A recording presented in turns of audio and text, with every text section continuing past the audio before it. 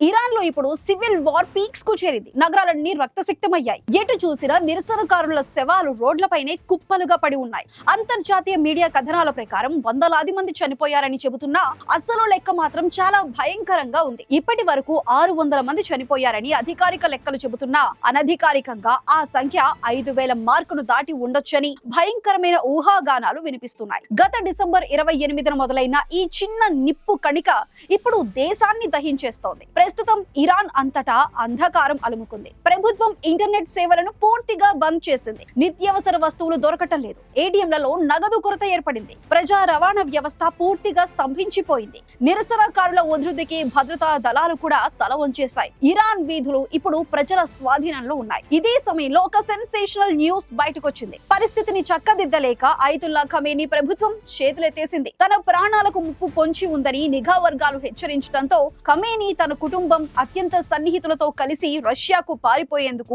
ఏర్పాట్లు చేసుకుంటున్నారు. ముస్లిం దేశాల్లో తన పట్ల వ్యతిరేకత ఉండటంతో మాస్కోనే తనకు సేఫ్ అని ఆయన భావిస్తున్నారు. ఒకప్పుడు దేశాన్ని శాసించిన నియంత ఇప్పుడు శరణార్థిగా మారిపోబోతున్నారు. అసలు ప్రజలు ఇంతలా ఎందుకు రగిలిపోతున్నారు? ఆకాశాన్నంటిన ద్రవ్యోల్బణం, కనీస వసతులు లేకపోవటం ఒక కారణమైతే మహిళలపై జరుగుతున్న అణిచివేత మరో ప్రధాన కారణం. ఇప్పుడు ఆశ్చర్యకరంగా వేలాది మంది మహిళలు రోడ్లపైకి వచ్చి డెత్ టు డిక్టేటర్ అంటూ నినాదాలు చేస్తున్నారు. నియంతకు మరణశిక్ష విధించాలని ప్లకార్డులు పట్టుకొని గర్జిస్తున్నారు. మహిళల ఆగ్రహం ఇప్పుడు ఖమేనీ పీఠాన్ని కదిలించేసింది. ఇదిలా ఉంటే అగ్రరాజ్యం అమెరికా కూడా రంగంలోకి దిగింది. నిరసనకారులపై ప్రతాపం చూపిస్తే ఊరుకోబోమని ప్రెసిడెంట్ ట్రంప్ కఠినంగా హెచ్చరించారు. అమెరికా పౌరులు వెంటనే ఇరాన్ విడిచి రావాలని సూచించడం చూస్తుంటే అమెరికా ఏదో ఒక క్షణంలో నేరుగా జోక్యం చేసుకునే అవకాశాలు స్పష్టంగా కనిపిస్తున్నాయి. మరోవైపు ప్రవాసంలో ఉన్న రెజా పహ్లావి తిరిగి ఇరాన్ వచ్చేందుకు సిద్ధమవుతున్నారు. మొత్తానికి ఇరాన్ చరిత్రలో ఇదొక